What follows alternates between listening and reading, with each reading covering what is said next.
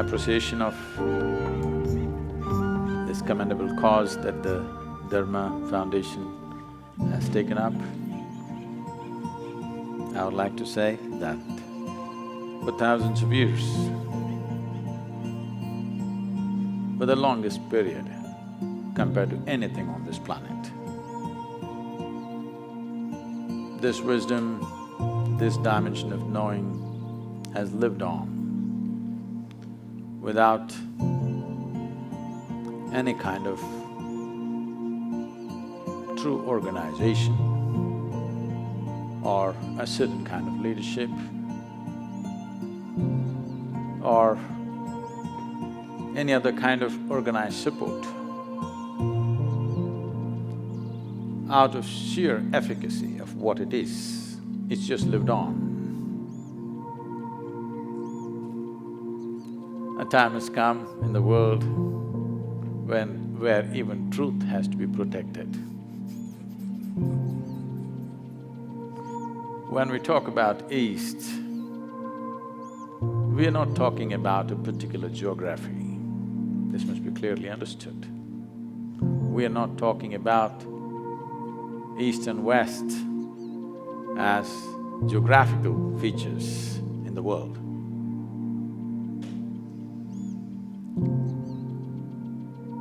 Any number of great minds in America have said things of great reverence and admiration for the so-called Eastern wisdom. Thoreau, one of the greatest minds America produced, went out to say, "Every morning I bathe my intellect in this stupendous and cosmogonal knowledge from the East. In comparison, all our modern world and literature is puny and trivial." I think Mark Twain went out to… probably gave out the best compliment to the East when he visited India for a little over 3 months. He said, anything that can ever be done, either by man or God, has been done in this land. Any number of others, Oppenheimer, Walden, Emerson, any number of people have said many, many things. Why? Why is it important? Why is it important to preserve and nurture this dimension of life? The fundamental reason why it seems to be so significantly different is because it is not a product of human intellect. It is not deductions that we made out of our intellect. This dimension comes from a profound inner experience where there is no right and wrong, there is no up and down, just seeing things the way they are. And when we say dharma, we are not talking about a religion as modern translators went about interpreting dharma as Hindu dharma or whatever, another religion. Because they came from a mindset that everybody has to belong to some segment of humanity. They come from a mindset where humanity has to be divided one way or the other, because they come from the surface intelligence of human nature, which we call as intellect. Unfortunately, the modern societies, modern education systems have entirely dedicated themselves to the human intellect, completely ignoring other dimensions of intelligence which definitely exist within us. When you go by the intellect, the nature of the intellect is always to dissect and divide, because intellect is essentially discriminatory in nature. An intellect functions always with a certain identity. If you have no identity, you cannot use your intellect. So with individual identities, either of race, religion, nationality, caste, creed, gender, when you apply your intellect, it'll split the world into many pieces. So the significance of what we are referring to as the spirit of Eastern wisdom is, it does not come from human intellect. It comes from a deeper dimension of intelligence within us. When I say a deeper dimension of intelligence, a simplistic way of looking at it would be, whatever you had for lunch today, if you had a piece of bread, over the afternoon, this bread is being transformed into a human being. You definitely cannot do that with your intellect. There's an intelligence here which is capable of making a banana into a human being. You definitely cannot do that with your intellect. A dimension of intelligence which is beyond thought process.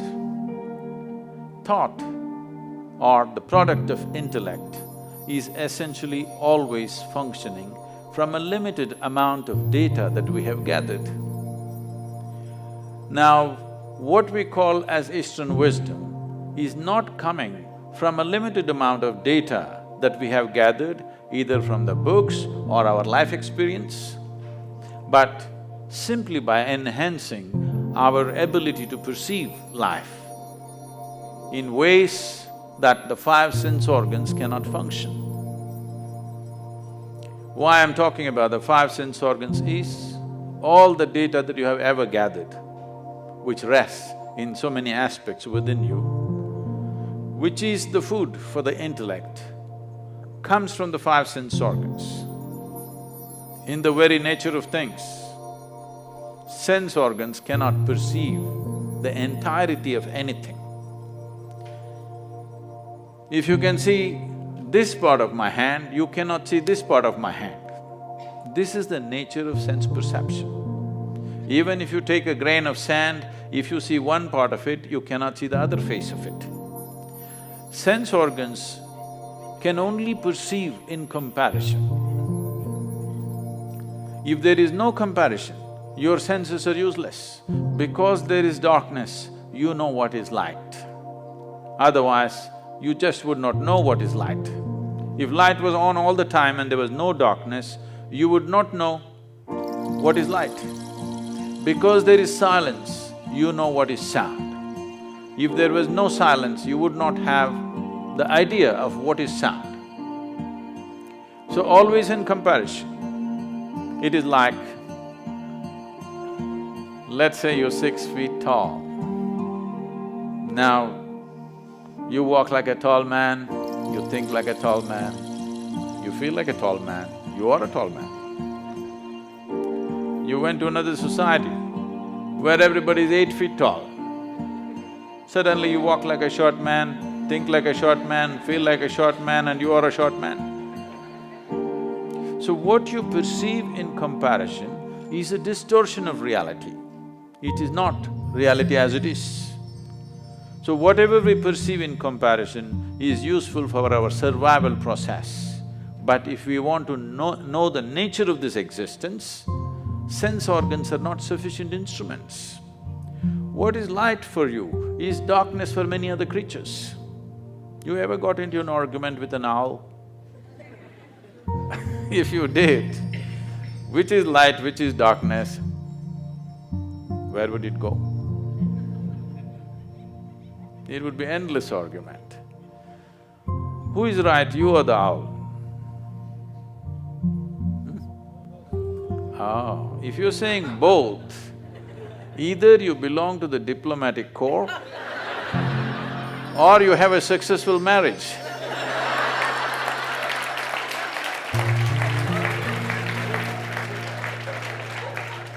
You have learned to say both for everything.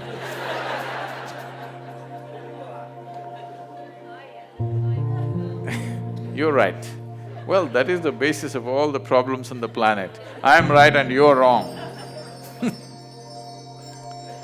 The fact of the matter is, you are perceiving it as it is necessary for your survival. The owl is perceiving it as it is necessary for his survival. If survival is all you're seeking, your five sense organs and intellect are sufficient instruments. But if you want to know the nature of the existence, if you want to know the fundamental laws or dharma which governs life, the way it happens within us and around us, then you need an inner perception or another dimension of intelligence within you. Otherwise, you will only cut the world into pieces. In the name of religions, we have cut the world into… humanity into many pieces because intellectually we have arrived at our own conclusions or deductions, which invariably is bound to divide because intellect is essentially a knife which cuts. It can only dissect. By dissection, you can know certain things.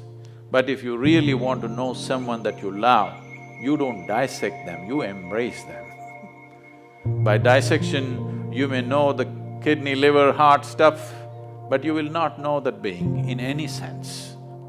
You will lose it completely. So dissection is the way of the intellect because it is a sharp instrument. It has to cut open everything that's given to it. But the East found another way. Out of profoundness of experience, you can know life. By turning inward, you can know life. When I say turning inward, you must understand that essentially the five sense organs are always outward. You can see what's around you, but you cannot roll your eyeballs inward and scan yourself. You can hear this, but so much activity in this body, you cannot hear this. If an ant crawls upon this hand, you can feel it. So much blood flowing, you cannot feel it. Because in the very nature of things, sense organs are outward bound. The moment you dedicate yourself to your intellect, you also get enslaved to the limitations of your five senses. It is in this context, the wisdom of the East is of tremendous significance to the world because it has transcended this slavery to sense perception and learned to perceive life in a completely different way. What is this completely different way? In English language, if you say mind, it is just one word, it is supposed to say everything. In the yogic culture, there are 16 parts to the mind, 16 dimensions of human mind. Now if I go into 16, it would take too much time, so let me compress it into 4. The 4 aspects of the mind are called buddhi, ahankara, manas and chitta. Buddhi means the intellect.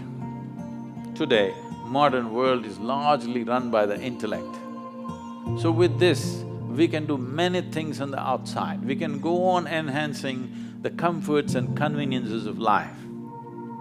We've done very well in terms of comforts and conveniences. Never before, never ever before, another generation of humanity ever knew the kind of comforts and conveniences that we have today, but at the same time, we are whining like never before. Because as the comforts and convenience increase on the outside, as there is less to complain about what is happening around you, the emptiness of within echoes within you in a horrible way.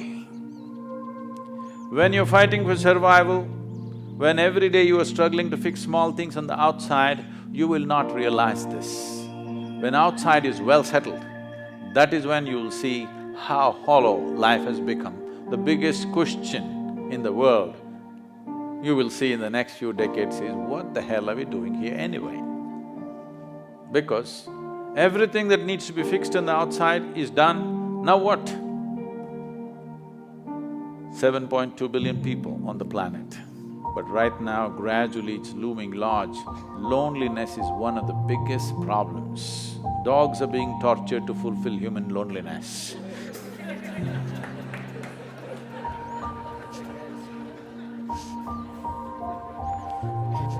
Because as you dedicate yourself more and more to your intellect, you will naturally become more and more lonely because it keeps on dissecting and cutting life into various pieces for examination, and then you will see you yourself will be split up into many parts after some time, if you go by the intellect, 100%. The next dimension of the mind is referred to as ahankara. Normally people think it means ego. No, it means identity. You're identified with something. The moment you're identified with something, your intellect will work only to protect that identity, no matter what, whichever way you think. Your ideas of which nation you belong to, which race you belong to, which culture you belong to, which religion you belong to, which gender you belong to, the moment you get identified, your intellect will work only to protect that identity. So, it is a certain kind of prejudice. Well, you may say, I'm not prejudiced, I'm very broad-minded. All right, it's a broad prejudice.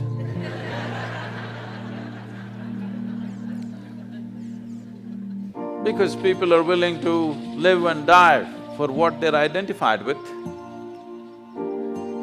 Because the nature of the intellect is, if you take away the identity, it will not know what to do. It needs a strong identity, a strong sense of who I am. If you ask, who am I? Your intellect will not function. You must know who you are. A strong sense of belief that this is what I am, that is when your intellect will function in a certain way. This is like… intellect is like a sharp knife. Ahankara or the identity is the hand that holds it. All the suffering on the planet. When was the last time that somebody stabbed you? Even though you're living in LA, I'm asking. When was the last time it happened? Never happened. Maybe when you were in school, somebody poked you with a pin at the most, or even that did not happen, they ignored you.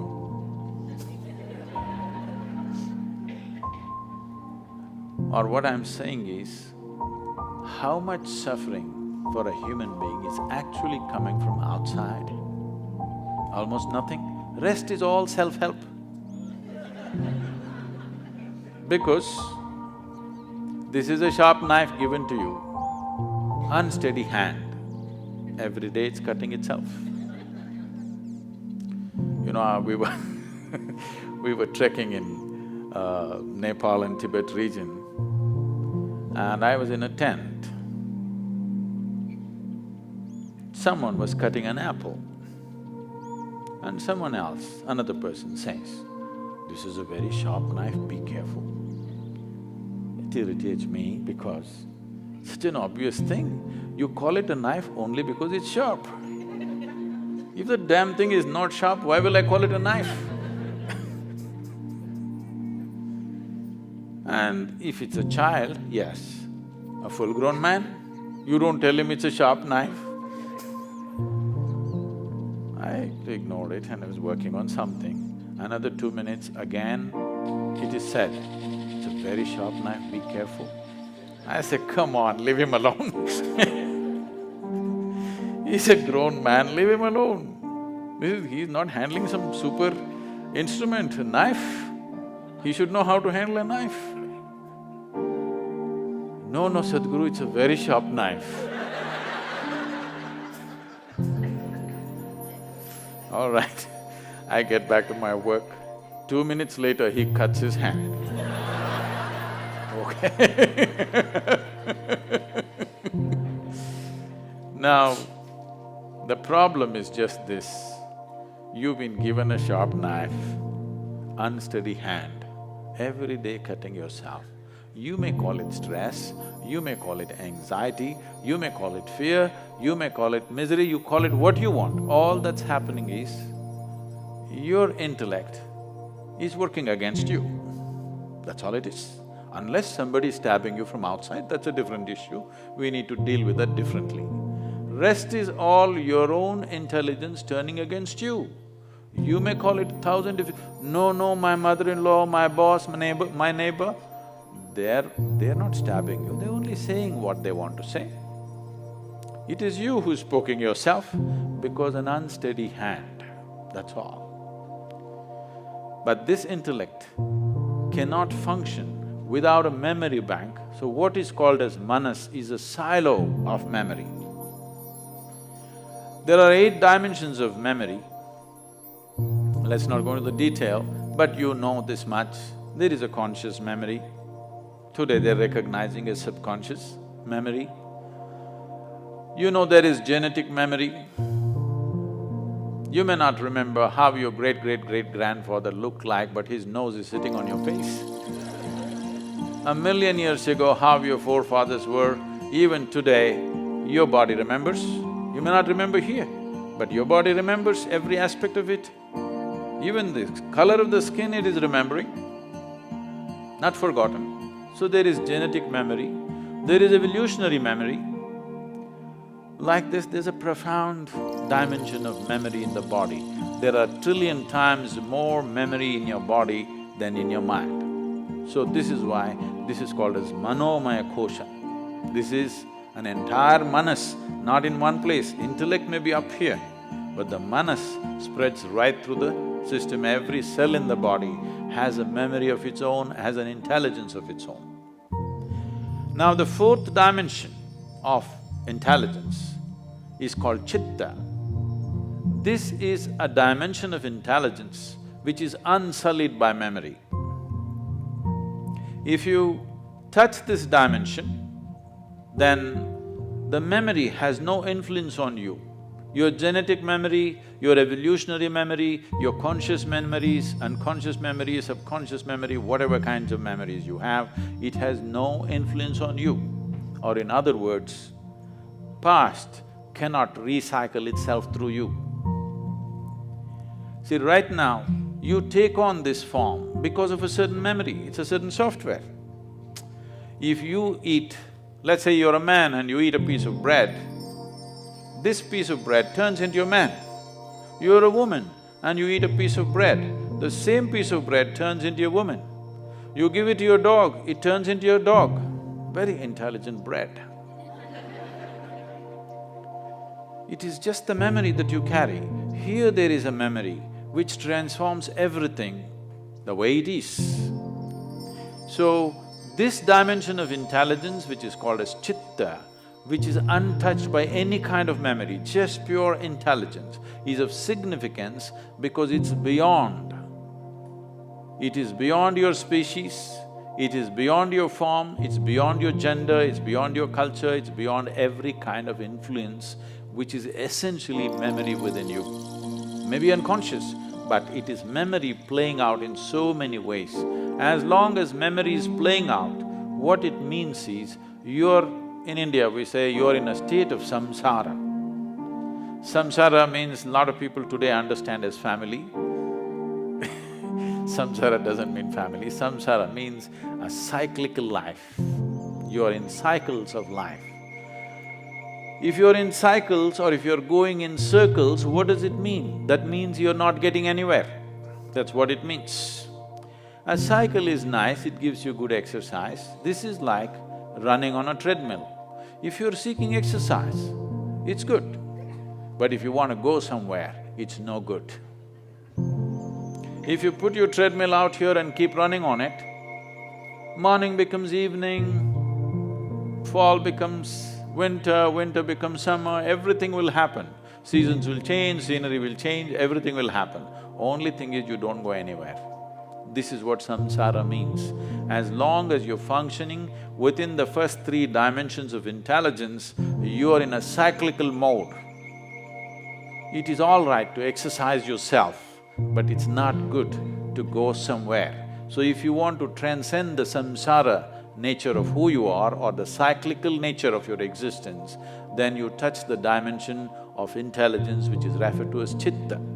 Why the so-called Eastern wisdom is of great significance. Why the dharma of the East is so significant and important is because this comes from chitta. This does not come from buddhi, this does not come from manas, this does not come from ahankara, this comes from chitta. And only that which does not come from your individual identity or individual memory, that can be truly universal. So for this we said, this is sanatan dharma. This does not mean Hindu religion. This is a very wrong conception. Sanatan dharma means the ultimate law of nature. When we say nature, there is physical nature and there is an inner nature. There are two dimensions. For this, accordingly, we made two dimensions of laws. Physical nature is a changing thing. It's always in a process of change and a flux. But the inner nature is a constant process. So we made two dimensions of expression for this dharma called shrutis and smritis. One is always to be updated for every generation. Otherwise, two generations will keep on bickering and clashing. You have to update it. Another is eternal, it's always there. It's nobody's business to change it because it cannot be changed because the fundamentals of life has not changed. Based on this, an entire wisdom arose as to how to exist within you and how to operate around you. This happened in 1924.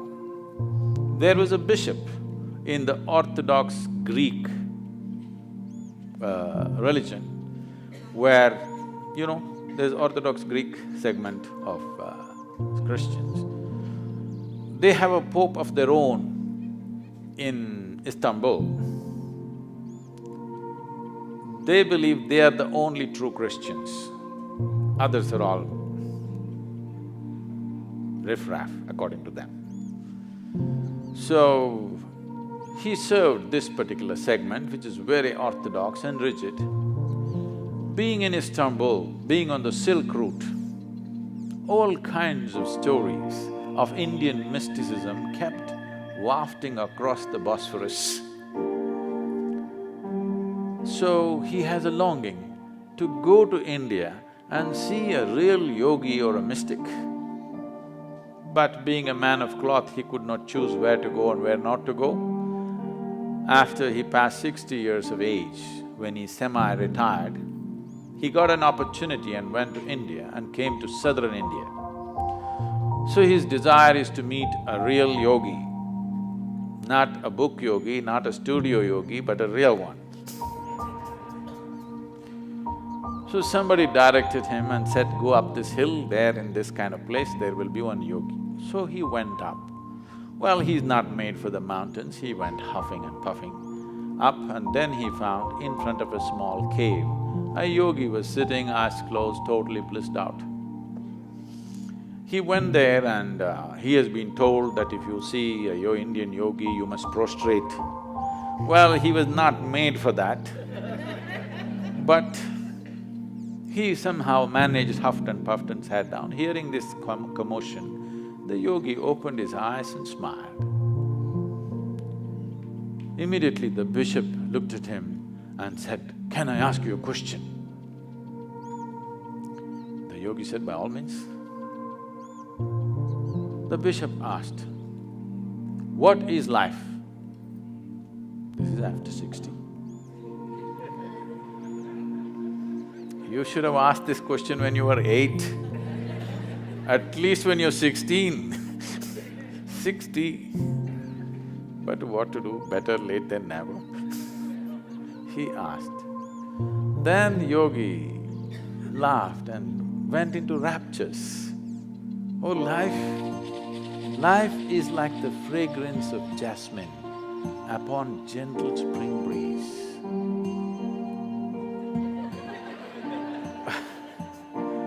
The bishop looked at him and said, what?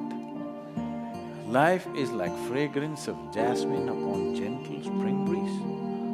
Our teacher told us, life is like a thorn. Once it gets into you, if you sit, it hurts, if you stand, it hurts, if you lie down, it hurts. what is this fragrance of jasmine upon gentle spring breeze? So the yogi smiled and said, well, that's his life. So this comes from the fundamental that when a human being clearly, experientially understands that entire experience of human life is created from within, never from outside.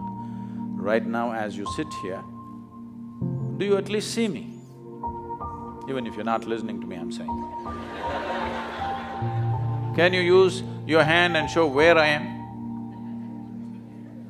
No, you're getting it all wrong. You know, I'm a mystic from South India.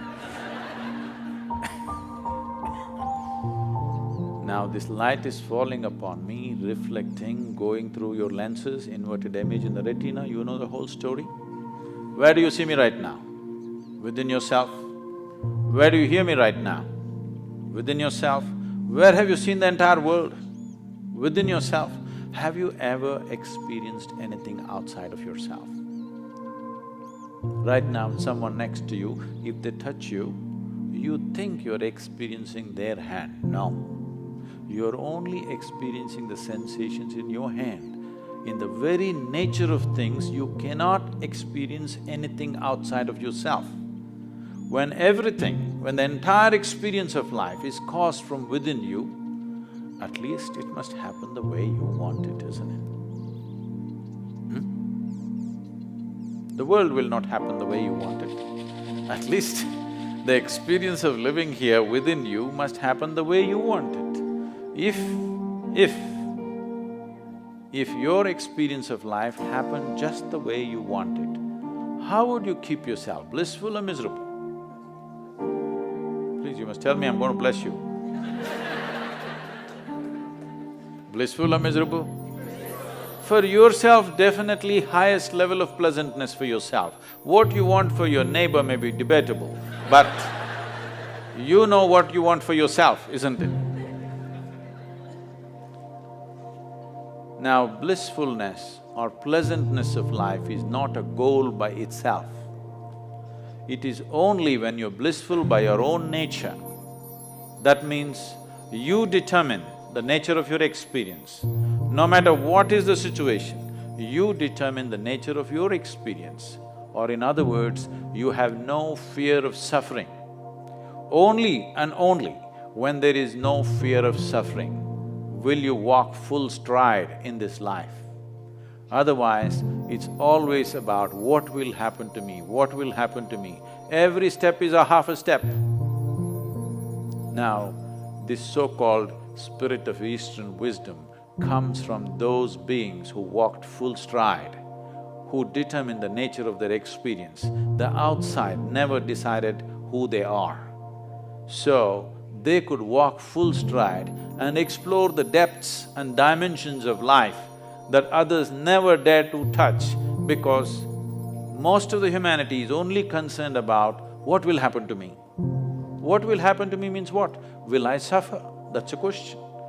The first and foremost thing, if you truly want to explore dimensions which we are referring to as another dimension of wisdom or knowing, is that first you must determine the nature of your experience. You have no fear of suffering. Only then, truly exploring human consciousness becomes a reality. Touching dimensions of intelligence, which gives access to the entire universe, becomes a possibility. I'm supposed to open up for questions. It's time you ask your questions, please. The population I work with that are in the verge of homelessness or they're addicts, if I tell them that it is your intellect and it's your perception and this doesn't exist, they will laugh at me because it definitely exists. Because it's the dumbest thing to say. Right. So I wanted to know the spirituality that you teach, the spirituality that many gurus teach.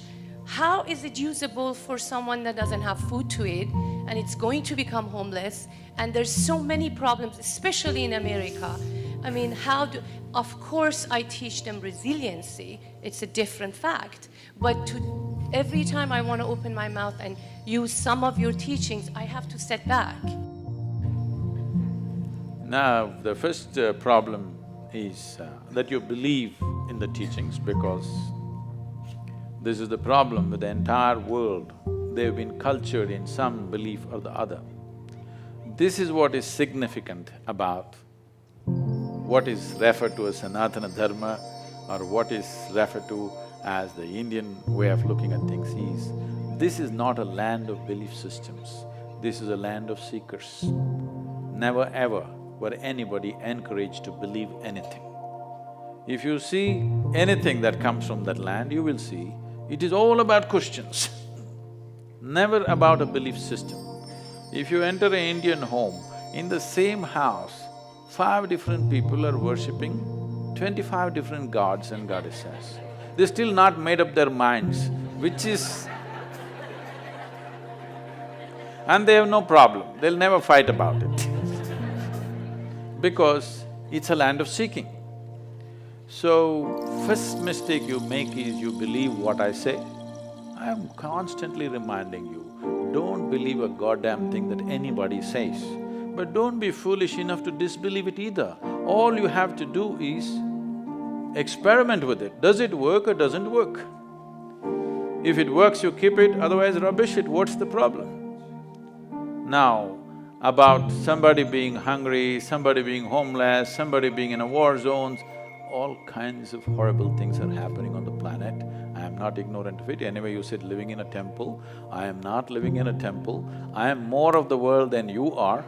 Every day, I want you to understand, I'm running a volunteer organization with over 4,000 full-time volunteers and over 3 million part-time volunteers doing variety of work, huge projects, over a dozen businesses and the spiritual movement, okay? Now, I want you to understand, more things are going wrong with my life on a daily basis than anybody's life. Now, when a man is hungry, if you try to tell him, your intellect is the source of your problem, it's obscene. It's obscene, it's nothing short of that. I never spoke to hungry people and said, your intellect is the source of the problem. I'm talking to people who are bulging in so many ways. In their head and in their body, they're bulging. I'm only talking to that segment of the population. Those who are not fed well, I'm doing social projects with them with nourishment, education, health, all for free. Will I ever go and talk to a starved man in an Indian village and tell him, your intellect is the basis of all your problems? What makes you think that I'm that stupid? Do I look like that? So you also don't do that. This is for you. You need to understand this. There are a million problems on the planet. All these million problems are essentially because those who are reasonably well have never cared to reach out and do what needs to be done in the world. In many ways, they're making sure those people don't get it. Yes. In the year 2012, we have produced enough food for 18.2 billion people. We had only 6.6 billion people in that year. But still, 50% of the population is malnourished and hardly eaten anything. This is not because there is no food, this is because you and me have not cared, isn't it?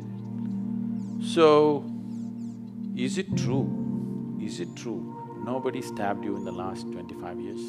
Yes. But is it also true you are suffering various things of tension, stress, anxiety, this, that? Is it a product of your mind or somebody else poking you from outside? It is your reaction to the existential situation outside. Instead of doing what is needed, what you see is when you see something wrong happening or when you see some suffering or something comes your way, you decide to poke yourself. This is about incapacitating yourself. Instead of seeing when there is a problem, you need empowerment, not incapacitating yourself, isn't it? I'm talking about empowering you so that your damn intelligence functions for you, not against you. The moment your intelligence is working against you, no God in the universe is going to help you and can help you. Yes, if your intelligence is turned against you, you are a finished case. So I'm saying, first let your intelligence work for you. If it works for you, there are many miraculous things that you can do for all those people who have still not eaten properly, for whom basic things have not been taken care of. That's our business, because somehow we've landed in a place where you and me are at least eating well. Once we are in such a privilege, we must use our intelligence to see what is the best thing we can do in the world, not sit here and twist yourself out. I'm saying don't twist yourself out. If you are joyful, naturally, you will do the best things you can do. If I meet you when you're very happy, will you be nice to me? No. I don't believe that. When you're very happy, if I meet you, I'm sure you're a wonderful person. But when you're depressed, when you're unhappy, when you're frustrated, if I meet you, you could be a nasty person. This is true with every human being, isn't it?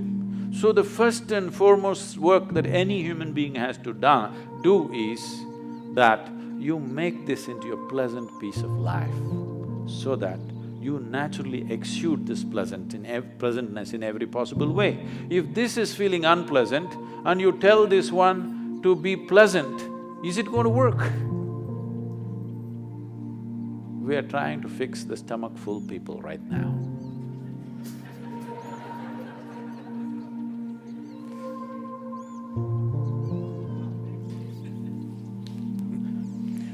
It was a pleasure listening to you, unbelievable. But my question is, what can I do so that I can acquire your skill of clarity? Honestly, candidly speaking, a very few people, are like you are. I'm sure you have heard this before. What makes you so secure from within and being so candid, honest, truthful? Clarity of expression.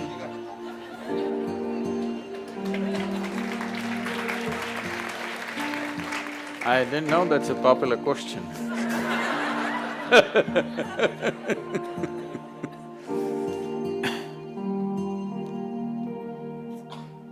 When we say clarity, that means… I want to tell you a joke, but it's a dirty joke, so I thought I'll skip that one.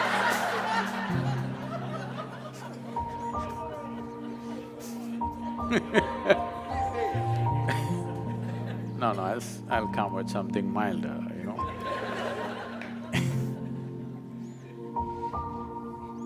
The problem with the human being right now is this.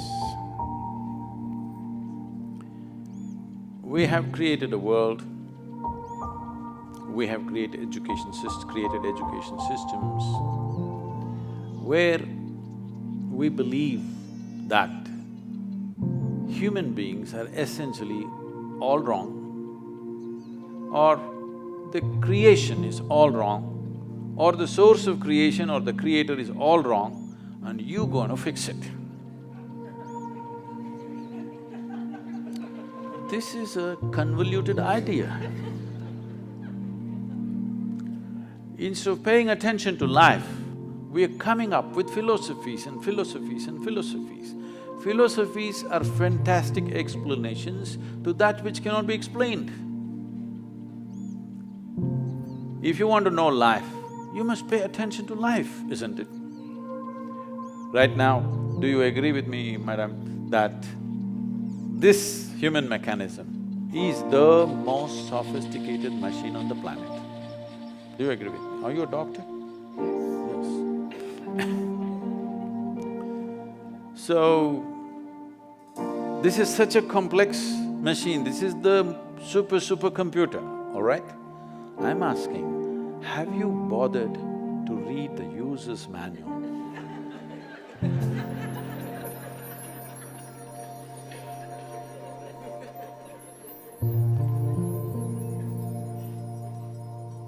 If you understand how this functions, you would know how to use it. Even if you take a simple gadget like a phone, the more you know about it, the better you can use it, isn't it so?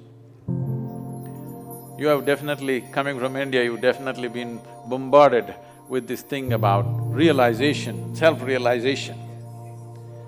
Let me put it in very simple terms. What self-realization means is, first of all, what the word realization means. Realization is not an achievement, it is not an accomplishment, it is just realization. That means something that's always here, you just manage to see it now. That means you were stupid all your life. Just now you saw it. You did not invent something new. You did not ramp yourself up to a mountain. No, you just saw the most obvious thing which was always here. You realized. So, realization means you realized how foolish you've been, everything has been right here and you didn't get it. So there are many ways, of course, most of you being from the Indian origin, I've not read this. I have to admit, I've never read the Gita because it never occurred to me. I'm sorry, I know this is a shock but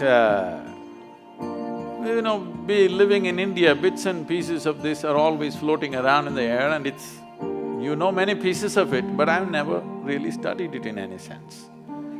So when, in a certain moment, when Arjuna asked, what is the nature of this truth that you're talking about? Where is it? So Krishna laughed and said, the highest truth about your life is the tip of your nose. Now there are many schools of yoga intensely focusing on the tips of their noses. Please try it for 2 minutes, you will get a headache. You will not get enlightened. What he is saying is, it is the most obvious thing. It is the most obvious thing. But right now the problem is, all the instruments of perception that you have are outward bound, but the seat of your experience is within you. The fundamental seat of your experience is within you, but all the instruments of perception are outward bound. So how should I do this? You must understand, anything beyond survival, if it has to enter your life, some striving is needed. Let's say, as a little infant, you were left in the jungle without human contact. If something edible came in front of you, would you first try your ears, then nostrils and somehow by accident find your mouth? Is that so? You would just know where to put it, isn't it? So what I'm saying is, everything that is necessary for survival is built into you. You're born with it. The five senses takes care of it. But if you want to know something more, you have to strive. For example, do you remember when you were 3, 4 or 5 years of age, you had to learn to write the alphabet. That damn A, how complicated it was. And on top of it, there were 2 versions. You had to write it 100 times to get it, isn't it? But today with your eyes closed, you can write. If that striving was not there, today could you write? Today would you know language? So anything beyond survival needs striving. Without the needed striving, it won't happen. There are ways to perceive the interiority of who you are, but unfortunately there's been no striving. Right now, we made this technology into such a simple, almost like a physical science. A plus B equals this, or 2 parts of hydrogen, 1 part of oxygen, water will come. If a great scientist puts it together, only water will come. An idiot puts it together, only water will come. So we made the entire Yoga Sutras like this, that if you do this, this and this will happen to you. That simple. And all I'm asking generally from people is about 30 to 32 hours of focused time to develop an instrument where they can turn inward. Oh, 30 hours is too much. I'm saying, if you cannot dedicate a little bit of time to know what this is, that means your existence must be truly worthless. If this is worthwhile, you must pay attention to this, isn't it? If you want to know life, this is life, isn't it? When I say the word life, maybe you're thinking about your profession, your family, your car, your home. No, these are all accessories. This is life, isn't it so? Hello? But no attention has been paid. Your idea of fixing life is fixing all kinds of things. This happened one day. Shankaran Pillai was going home. No, I'm not done. Shankaran Pillai was going home. It is 7:30 in the evening. The rules at home, the wife's rules are 8, he must be home. It's only 7:30, he thought there's still time, let me have a quick drink and go. He just stepped into the local bar. He had a quick drink and a quick drink and a quick drink and a quick drink and a quick drink. Then he looked at the time. It's at 2 a.m. You know, drinking people are like yogis, they become timeless. There's certain correlation. Then it's late and he got off the bar stool and tried to walk. It's such an unfair world. A man is supposed to walk on a round planet, as if that's not enough, it spins. You notice that the planet is round and it's spinning only when you had a few drops more, or a few drops are missing between your 2 ears. Either you're drunk or you have a vertigo, then you notice the planet is round and spinning. Otherwise, you think it's flat and you're going on fine. So with great difficulty, he was walking sideways and trying to find his way home. He was crossing a garden and he flipped over and fell face down into a rose bush. His face became a mess. Then he somehow reached home and these keyholes are so minute, it took 20 minutes to find the keyhole. Then he found his way up to the bedroom and then he went into the bathroom and he looked at his face, it was a real mess. Then he opened the medicine cabinet, took out medicine, plaster, band-aid, fixed himself up and slowly crawled into the bed. Fortunately, the wife is a big sleeper. He slept. Morning 8 o'clock, the wife took a bucket full of cold water and splashed it on him. Water boarded, he woke up. Said, why, it's only a Sunday. She said, you fool, again drinking? He said, honey, 6 months ago I promised you, since then I haven't touched a drop. She grabbed him by the shirt and took him into the bathroom and showed him all the plaster was on the mirror.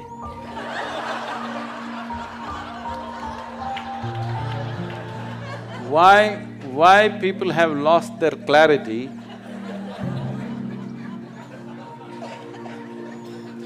Why people have lost their clarity is only because of this, that if there is any suffering here, they think this one should be fixed. If something else happens, that one should be fixed. If something else happens, that one should be fixed. Everyday morning prayer means what? Trying to fix the God. Yes, you're trying to fix up the God, isn't it? So, day in and day out, for everything that happens within you, instead of fixing this one, you're trying to fix everything around you. No wonder you'll be confused. We've fixed the planet sufficiently, at least in this part of the world. If you fix it anymore, there'll be no planet left. But are people bursting with ecstasy? So because clarity has been lost simply because of this. If you understand, if life has to really become beautiful for you, this one has to be fixed. If you understand this one thing, clarity will dawn within you.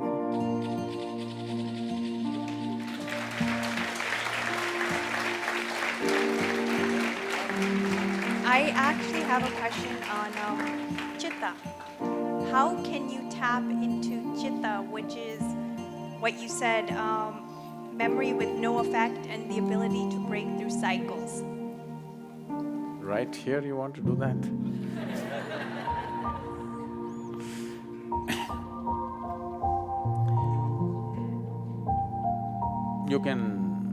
You can take one fundamental step today.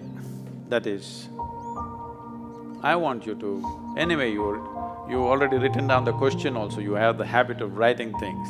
So you just sit down today before you go to bed, write down. What are all the different types of identities that you have taken? Starting from your body, everything else. Just write it down and see if you can create a little distance from these identifications. Just work on that. That's the first step, that you are not identified with anything. You're just here, throbbing as a piece of life, not as this or that. See, but what can I do? I'm a young woman. Right now, yes, when you sit here among people, if you're just walking by yourself in the garden, you don't really think you're a young woman, or if you are that identified, you can't help it, even there. If you just doze off a little bit, you don't sleep as a young woman, you just sleep simply as life, isn't it?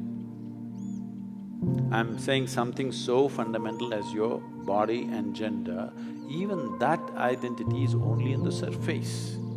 Your caste, creed, religion, race, this is even more on the surface. So I'm saying, you can't do it in the day right now, but before you go to bed, see if you can keep all your identities by the bedside table and sleep. To work in the world, you need an identity. Without identity, you cannot function in the world. So before you going to sleep, take off all the identities, keep it on your bedside table, morning it'll be there, it'll not go anywhere. Leave it there and go to sleep. You've started the journey. I would like to hear Guruji's turning point in life where he separated himself from his intellect and his inner self. Do I like someone who lost my intellect?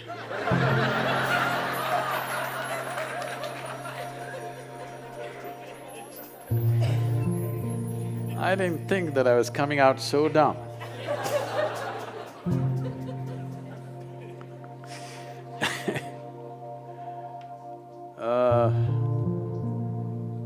She's asking for a story. You want a story?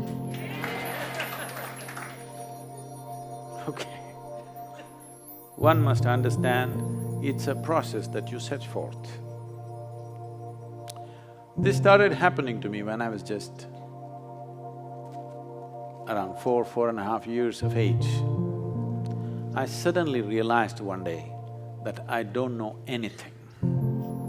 I don't know anything means I don't know anything at all. To such an extent, if somebody gives me a glass of water, I would not know what is water. I know if I drink this water, it'll quench my thirst and different ways of using it, I know what to do with it, but I don't know what it is. Well, actually, if you look at it, even today, you don't know what it is. It's the only substance present on the planet in all three different states. 3/4 of the planet is water, nearly 3/4 of your body is water. If you're looking for life, you look for a drop of water. There's a lot of excitement, they found a few drops on the Mars. I think people from California need to migrate.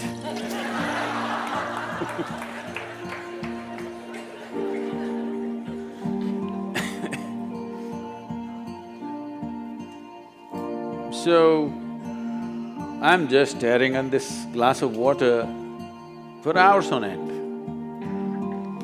If I found a dry leaf, I'm just looking at the leaf for 5–6 hours at a stretch. If I sit up in my bed, staring at the darkness, the entire night I'm sitting like this staring. My dear father, being a physician, started thinking I need psychiatric evaluation. This boy is simply staring at something or the other, unblinking he's staring, he's lost it. My problem is, I look at this one, I still do not know this one. There is no way I'm able to shift my attention to another one. So it just held my attention, I couldn't shift. In this condition, they sent me to school. And my mother said, pay attention to the teachers. I went and paid attention to the teachers. The kind of attention that they have never received in their life.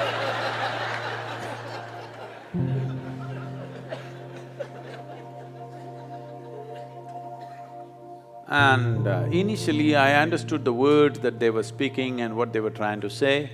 After some time I realized, they're just making sounds. I'm making up the meanings in my head. Even now, as I speak, I'm only making sounds, you're making up the meanings, isn't it? Because language is a conspiracy between two people. If you have a conspiracy, what do? The Indians, you speak in your language. In India, we have this advantage, we have 1300 languages in the country, we can have lots of conspiracies going because we'll speak in our own language. Actually, I'm only making sounds, isn't it? You're making up the meanings.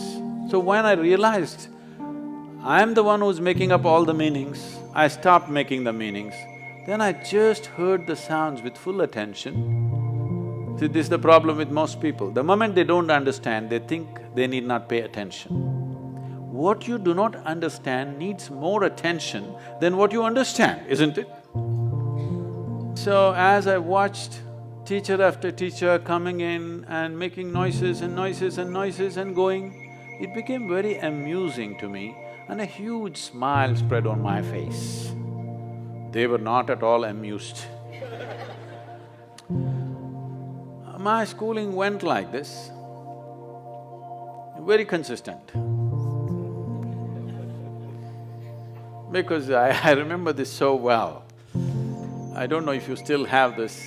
You still have those monthly tests and report cards that your parents have to sign and your children have to get it to you, stuff like that.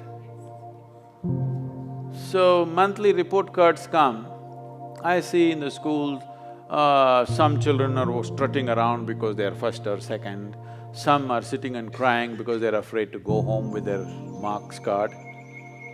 Never once in my entire school life did I ever open and see. The teachers gave me the card, I took it and gave it to my father. I thought this is a transaction between the two of them. I had nothing to do with this. Because I was very consistent, I always got 6 zeros. Because I always gave an empty paper. If they insisted, I put my name on it. Otherwise, I gave an empty paper, as a rule. When the final exam came, I wrote something and went to the next class. Otherwise, all my tests I got 0, 0, 0, 0. Because million things, I have a billion questions in my mind about everything. There is nobody around who's capable of answering these questions, but they're trying to stuff something else into you, which I'm not interested in. So, school went like this. This is about 8 years ago. This school where I studied nearly 45 years ago, they came to invite me for their 125th anniversary of the school. So the trustees, the third generation of trustees came to invite me. They said, you must come. I said, see, I was not just a not good student. I was not even a student, why me? You call the brilliant students of your school, why me? They said, You know, our school has produced union ministers, our school has produced cricketing stars, our school has produced film stars. You are the only mystic, you must come. So, okay. So I went there to speak and and I went and stood up in the quadrangle, looked around the same oppressive buildings. Then I suddenly remembered this classroom. I was about 13 years of age. One afternoon, the teacher is trying to get a response for some question he's asked. I hear the sounds, but I don't hear the words. After some time, I don't even hear the sounds, I don't even see their forms, I just see all kinds of things. I know their past, present and future, but I don't know what he's saying. I know his entire life better than him, but I don't know what he's saying. And 35–40 minutes, he desperately tried to get a response from me. But those days I'm made like this, sometimes 3 days, 4 days I don't utter a word, not because I'm in silence or something. When you don't know anything, what do you say? This I do not know anything has grown to such a size, it's like, you know, my mind is billions of questions, simply. I have a question mark about everything in the universe and not a single answer. So then, after 35–40 minutes, he got so frustrated. He came and held me by the shoulders, shook me violently like this, and he said, "You must either be the divine or the devil. I think you're the latter." I did not feel abused by this or insulted by this. Till then, my problem was, what is this, what is that, what is that, what is that, what is that? One thing was clear to me, this is me. Suddenly this guy confused me about this also.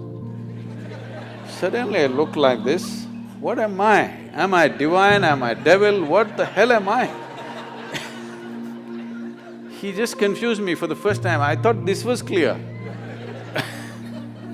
So I tried to stare at myself, it didn't work, so I closed my eyes. Initially minutes to hours it went on. One day I closed my eyes and sat.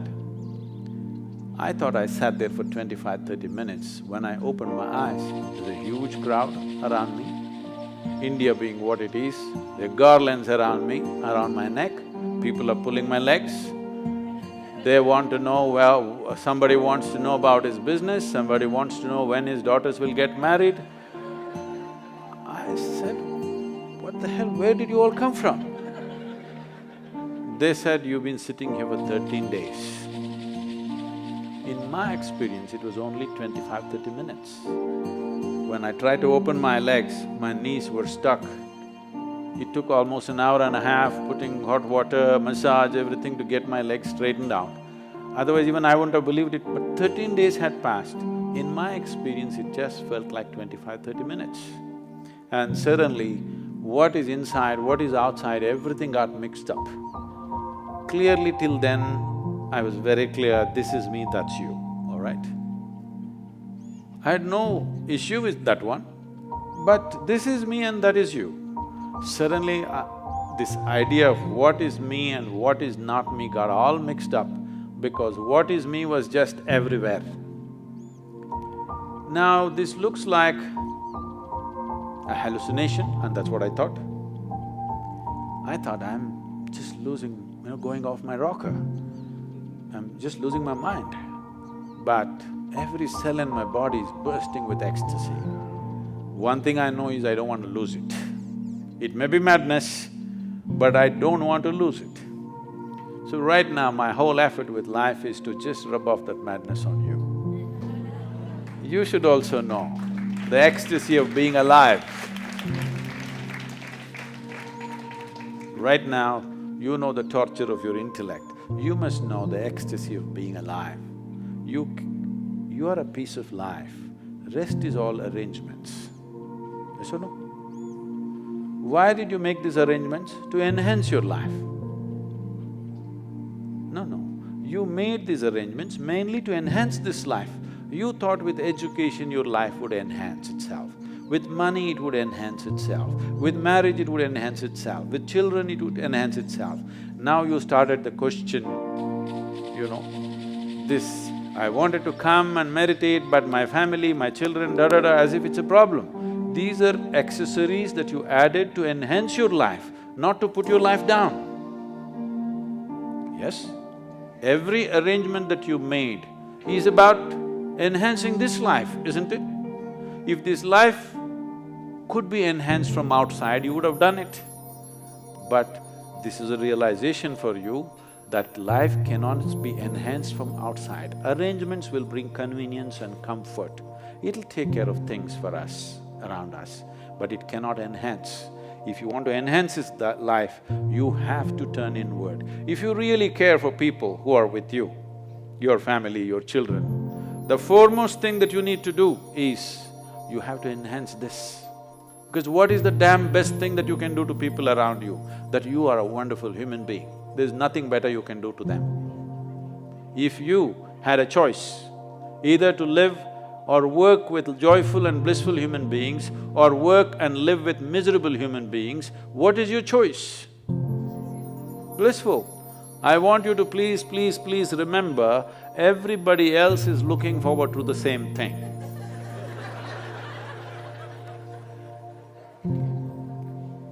You think other people want miserable people?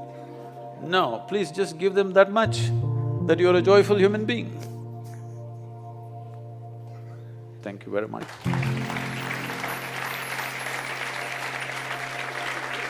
I would like to once again acknowledge the Dharma Foundation for the commendable cause that they have taken up. This will be an important step for preserving and nurturing the future generations in a certain way. The significance of this is not to spread another new religion. The significance of this to create a religious world, but still deeply spiritual world.